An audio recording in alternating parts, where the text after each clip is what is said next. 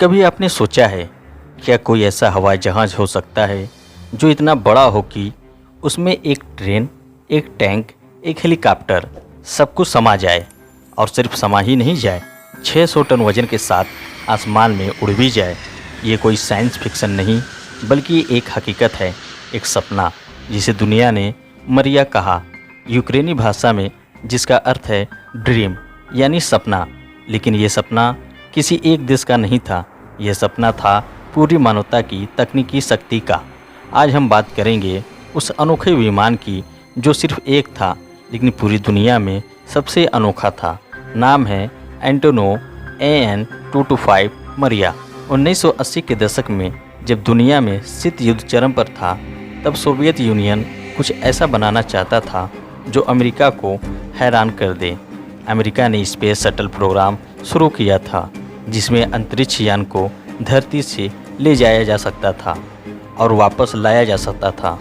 इसके जवाब में सोवियत संघ ने भी अपना स्पेस प्रोग्राम लॉन्च किया, बुरान शटल प्रोग्राम।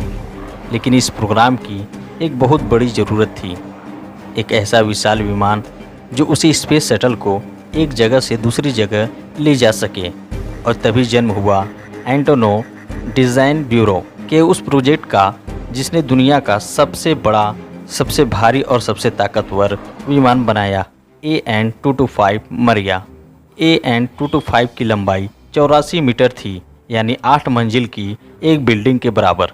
इसके पंखों की लंबाई थी 88.4 मीटर, जो एक फुटबॉल मैदान से भी बड़ी थी।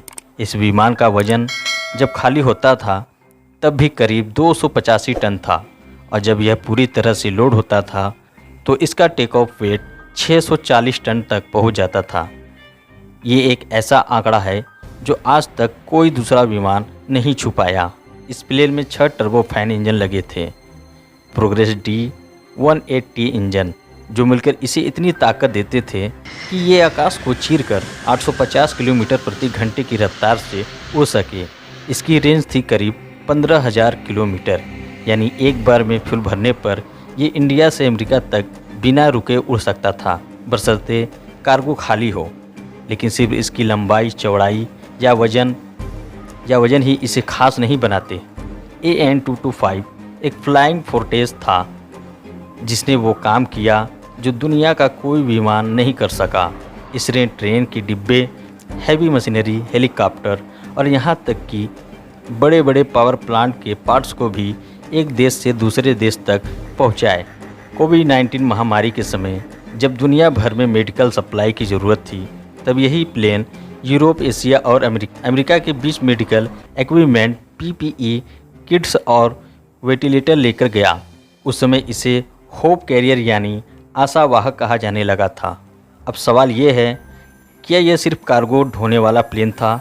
नहीं, इसकी डिज़ाइन, इसकी इंजीनियरिंग और इसका इतिहास सब कुछ इंसानी सोच की सीमा को चुनौती देता है। AN-225 के अंदर 32 लैंडिंग व्हील्स थे ताकि ये किसी भी तरह की रनवे पर उतर सके। इसके अंदर के कार्गो होल्ड का दरवाज़ा इतना विशाल था कि किसी भी चीज़ को लोड करने में कोई रुकावट नहीं आती थी। अंदर का स्पेस इतना बड़ा था कि कई बार इसमें एक साथ 2 हेलीकॉप्टर रखे गए। लेकिन इस अनोखी मशीन की एक और ख़ास बात थी, यह दुनिया में अकेला था। हाँ, सिर्फ एक ही AN-225 बनाया गया था, दूसरा यूनिट अधूरा रह गया। कारण था सोवियत संघ की विघटन। 1991 में जब USSR टूट गया, तब यह प्रोजेक्ट भी बीच में ही रुक गया।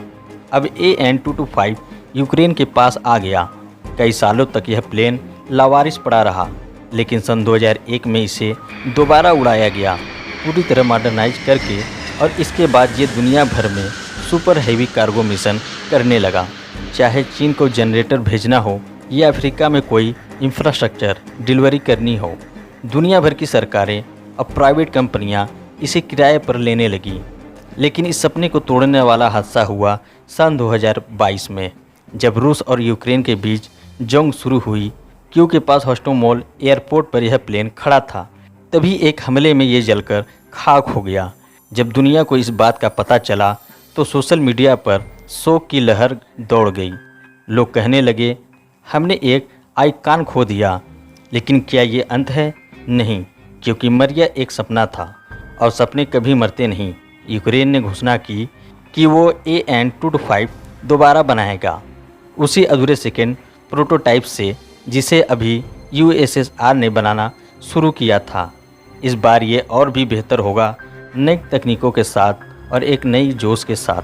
तो जब अगली बार आप किसी हवाई जहाज़ को देखकर कहें कि वाह इतना बड़ा प्लेन है, तो ज़रा AN-225 को याद करिएगा, क्योंकि वो सिर्फ एक प्लेन नहीं था, वो एक उड़ता हुआ इतिहास था। इंसान की ताकत, विज्ञान की ऊंचाई और सपनों की उड़ान का सबसे बड़ा उदाहरण।